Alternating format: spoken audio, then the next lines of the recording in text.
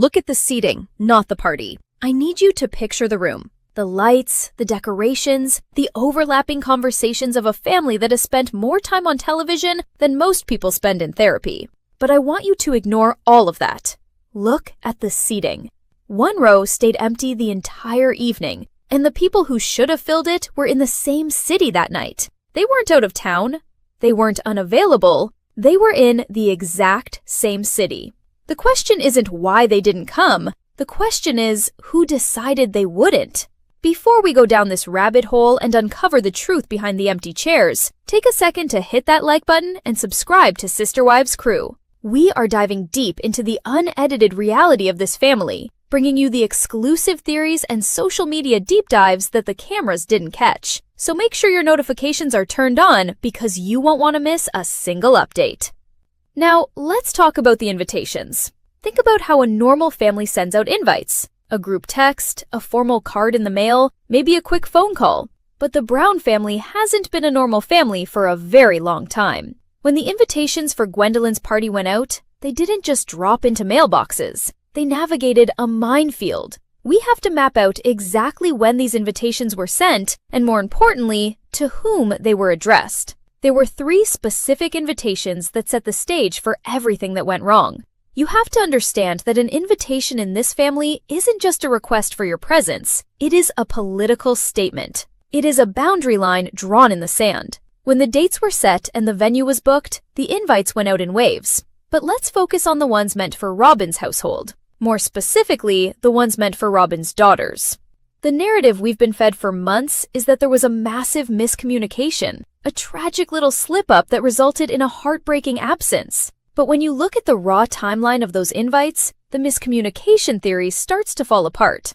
The invitations were sent with plenty of time. The recipients were explicitly named. There was no accidental omission on the printed card. So if the invitations arrived, and the daughters were physically in the same city, just a short drive away from the venue, the empty row isn't a logistical failure. It's a calculated result.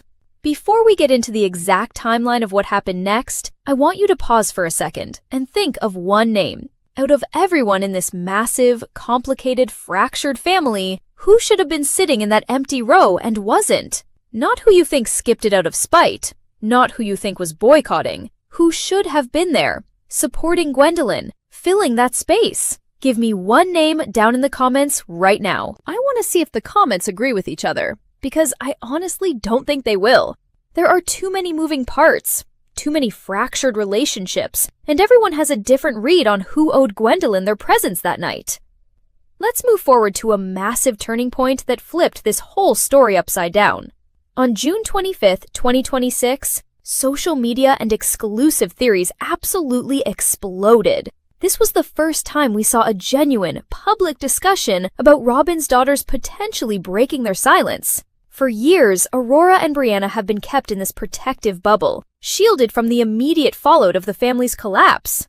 Or, at least, that's what we were told. But late June brought a tidal wave of social media speculation and alleged insider leaks suggesting that the girls were finally starting to speak their own truth about what happened behind closed doors.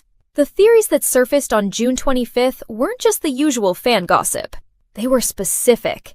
They questioned exactly how much the girls knew about the family dynamics, the event planning, and the growing divide. When those whispers of breaking their silence hit the internet, it changed the context of everything. If Robyn's daughters were starting to realize they had been kept in the dark about certain things, it forces us to ask, how much did they actually know by the night of Gwendlyn's party? Did they know they had a designated row? Did they know they were expected to be there?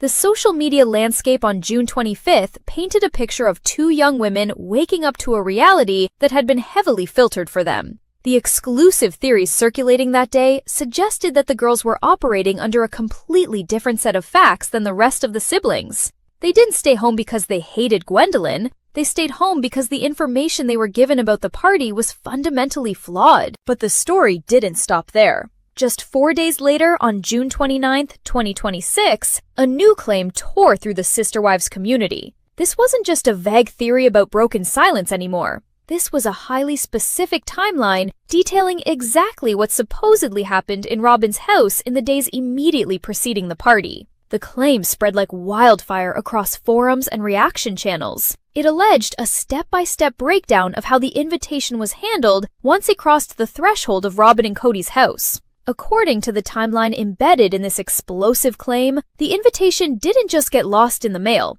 It was received, it was read, and then the flow of information was deliberately controlled. The June 29th theories argued that the daughters were given a narrative about the party that made their attendance seem either impossible or highly discouraged. This timeline forces us to look at the days leading up to the event hour by hour. Who checked the mail? Who had the conversation about the date? When the girls asked about their sister's event, what exact words were used to answer them? The June 29th claim suggests that a very specific conversation took place, one that reframed Gwendlyn's celebration not as a family gathering, but as an unsafe environment. But here is the most chilling part of that timeline. It implies that someone in that house knew exactly what they were doing when they let that row sit empty. They knew the optics. They knew the pain it would cause, and they let the clock run out anyway.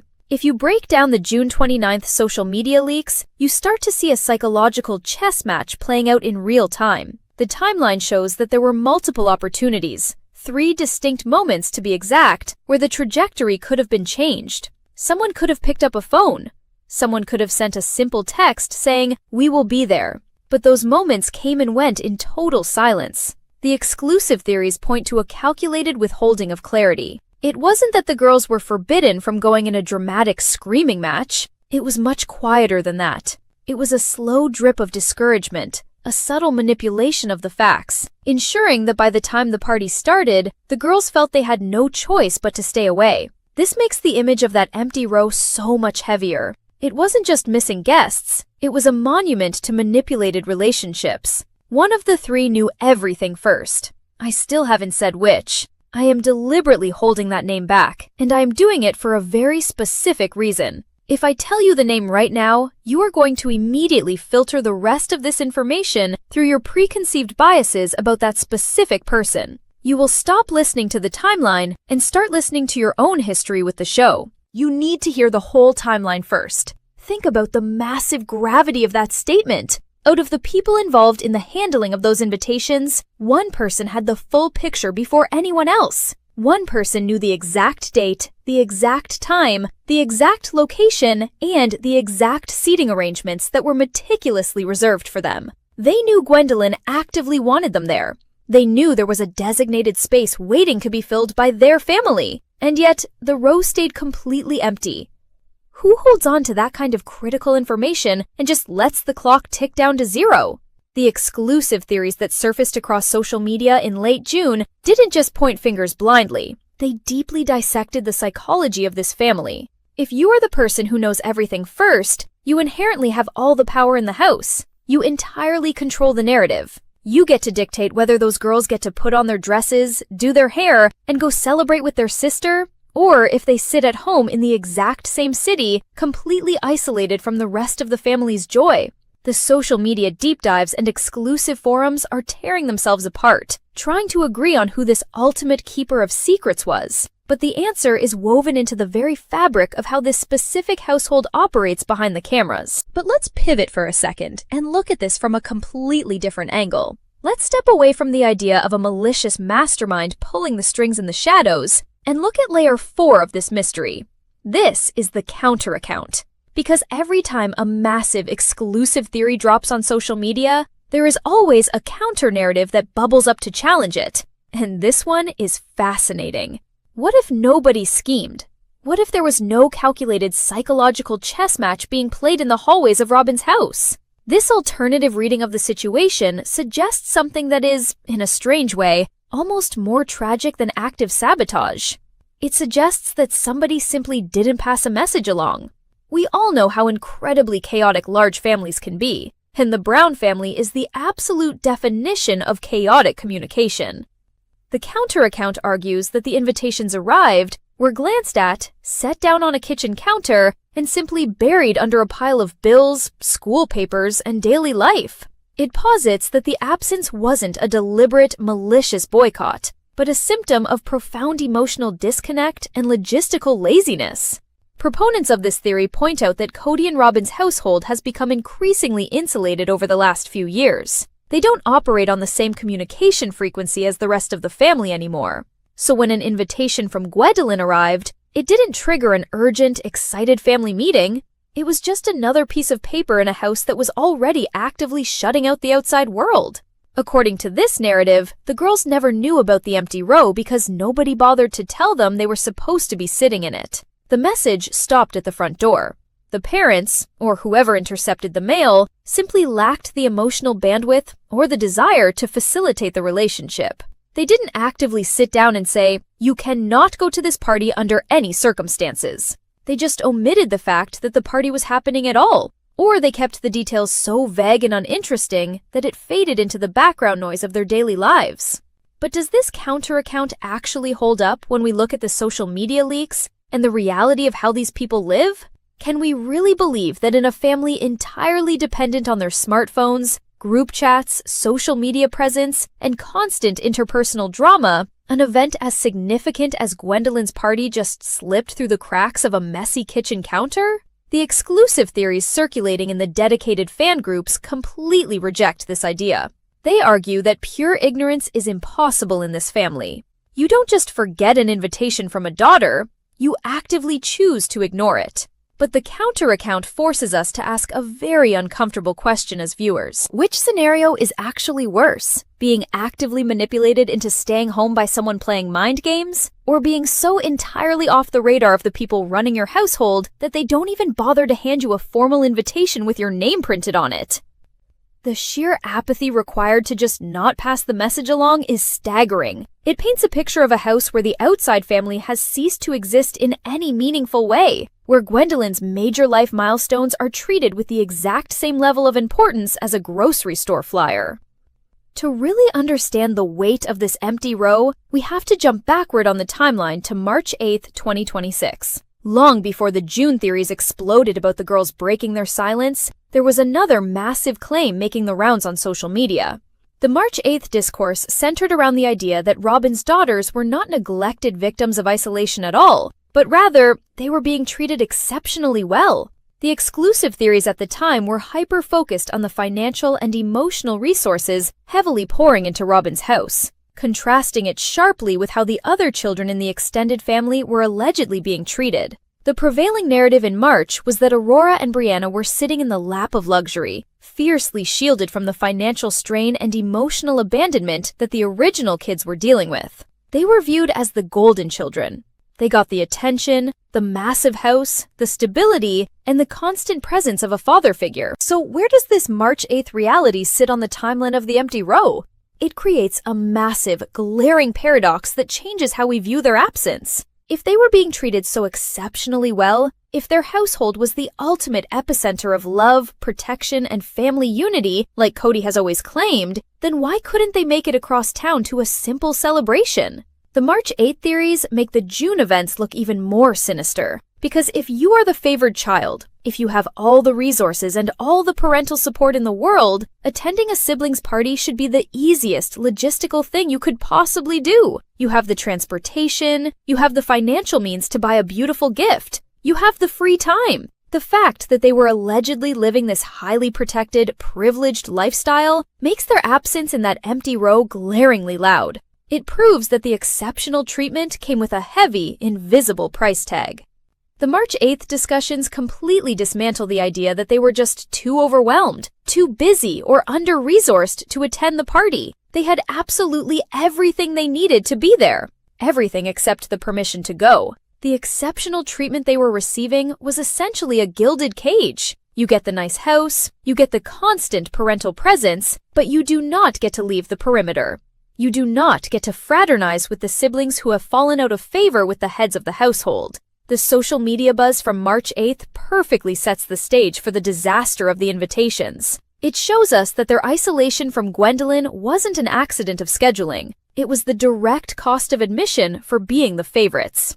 When you take the March 8th claims about their highly privileged status and smash them into the June 25th rumors of them finally breaking their silence, a very clear, very heartbreaking picture begins to form for the audience. We are looking at two young women who were given everything materially. but starved of their own extended family connections. The exclusive theories suggest that as the months ticked by, the stark reality of that empty row started to actively haunt them. You don't just stay home from a major family event taking place in your own city without it leaving a massive mark on your conscience. Did they see the pictures on social media the very next day? Did they see the wide shots of the venue and notice the gaping hole in the seating arrangement where they were explicitly supposed to be sitting? Imagine waking up, scrolling through your feed, and seeing the beautiful celebration you were excluded from. Not by geography, but by the invisible walls built around your own home by the people you trust most. The counter account says they just didn't know any better. The March 8th account says they were too wrapped up in their own privileged bubble to care. But the June theories say they are finally waking up to the reality of what was done to them. And this is exactly why the rigid timeline of these rumors matters so much. The invitations were unquestionably sent.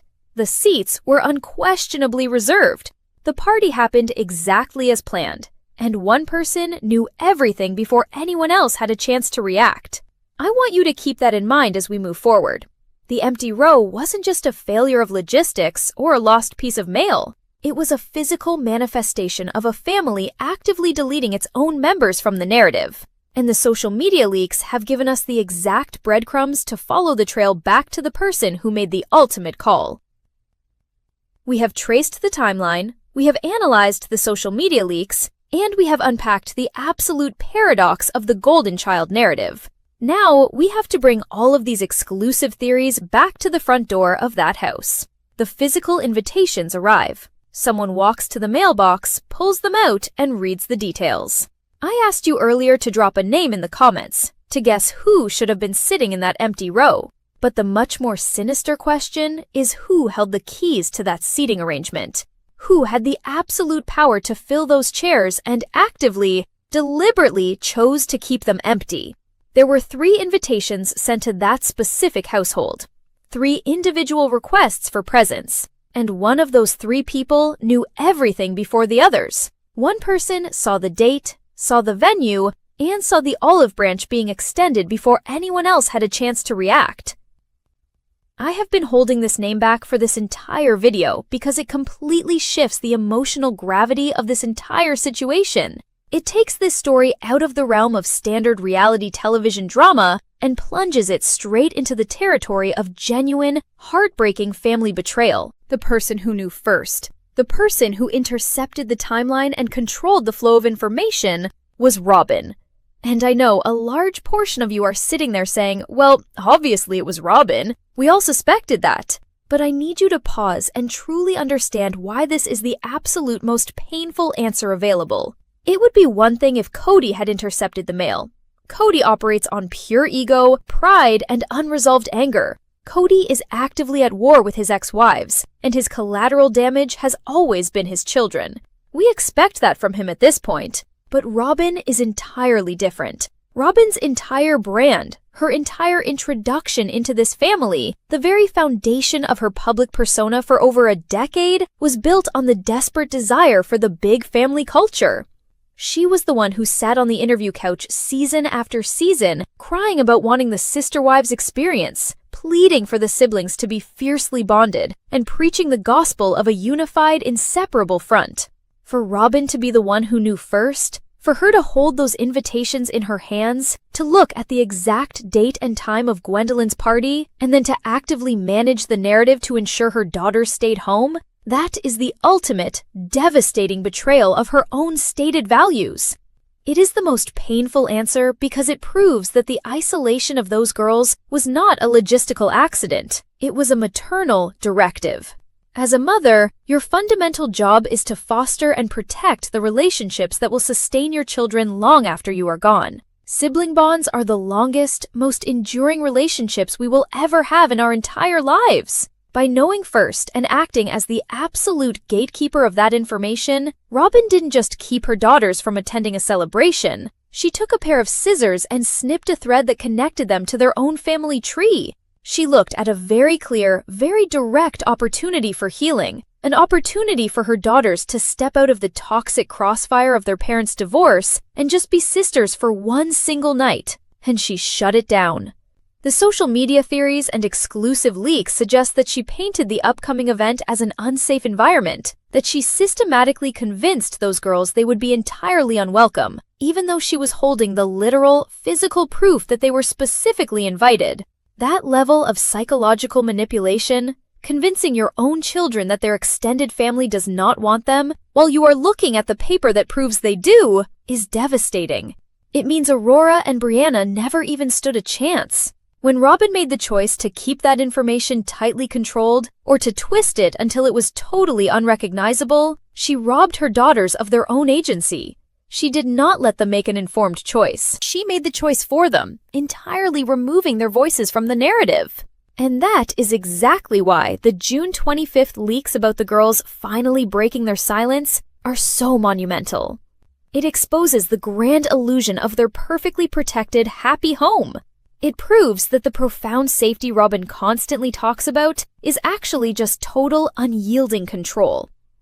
I want you to lower the volume on the drama for a second. Strip away all the exclusive theories, push aside the social media deep dives, and forget about the reality television spectacle of it all. Just picture that room on the night of the party. The lights are dimmed, the music is playing in the background, people are laughing, hugging, and celebrating Gwendlyn. And right there, sitting right in the middle of all that warmth and life, is a row of cold, empty chairs. Think about what that empty row actually stands for. It is not just a missed RSVP.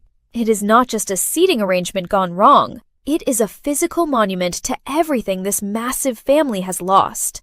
For over a decade, millions of people watched this family cram themselves into tight living rooms, pile onto oversized couches, pack into crowded RVs, and squeeze around massive dining room tables. They were completely defined by their overwhelming, chaotic, unavoidable presence. And now, they are entirely defined by their absence. That empty row is the physical manifestation of the silence that has completely swallowed the Brown family. It represents the crucial conversations that are no longer happening. It represents the apologies that were never spoken. It is the exact shape, size, and weight of the love that was deliberately withdrawn. When Gwendlyn stood at the front of that room and looked out into the crowd of people who showed up to support her, she didn't just see a few missing guests. She saw the undeniable visual proof that the family she grew up in no longer exists in any recognizable form. Those chairs were perfectly aligned, perfectly reserved, and waiting for a version of her family that simply could not show up. It is profoundly heartbreaking when you realize that the empty row wasn't an oversight. It was a conscious choice. A choice made in the exact same city, just a few miles down the road, by people who decided that maintaining a bitter grudge was vastly more important than showing up for a major life milestone. There is no need to yell about this. There is no outrage left to give. It is just profoundly, incredibly sad. It is the quiet, undeniable proof that the bridges in this family haven't just been burned, they have been completely, systematically dismantled from the inside out. The empty row is the ghost of the SisterWives past. It is the hollowed-out shell of a dream that was aggressively sold to millions of viewers, but more importantly, it was a dream sold to the children themselves. Those specific chairs were supposed to hold the future. They were supposed to hold the next generation of women supporting each other, loving each other, and breaking the cycles of their parents. Instead, they held nothing but the heavy, suffocating weight of parental alienation. You truly have to wonder if the people sitting in that sprawling house across town felt the chill of that empty row that night. Did they feel the massive void they were actively creating? Or were they too busy congratulating themselves on successfully avoiding yet another toxic family gathering? The absolute silence of those empty seats speaks so much louder than any highly produced confessional interview Cody or Robyn could ever possibly give. It cuts entirely through the PR spin. It cuts through the carefully crafted television statements. It tells the undisputed, raw truth. They were invited. They were expected. They were in the same city. And they chose the void. They chose to let a daughter, a sister, look out into a room on one of the most important nights of her life and see exactly how little she mattered to them. You don't have to raise your voice to explain how deeply cruel that is. The cruelty is in the total quietness of it. It is in the deliberate, systematic, quiet erasure of family bonds. The empty row is the period at the absolute end of the Brown family sentence. It is the final, undeniable proof that the grand family culture they preached about for 18 seasons was fundamentally broken by the very people who claimed to cherish it the most. I've got 3 follow-ups half written, and I'm only making one: the seating chart, the invitations, or the woman who sent them. Comment the one you want, and I'll build whichever gets the most. Genuinely, you're picking, not me.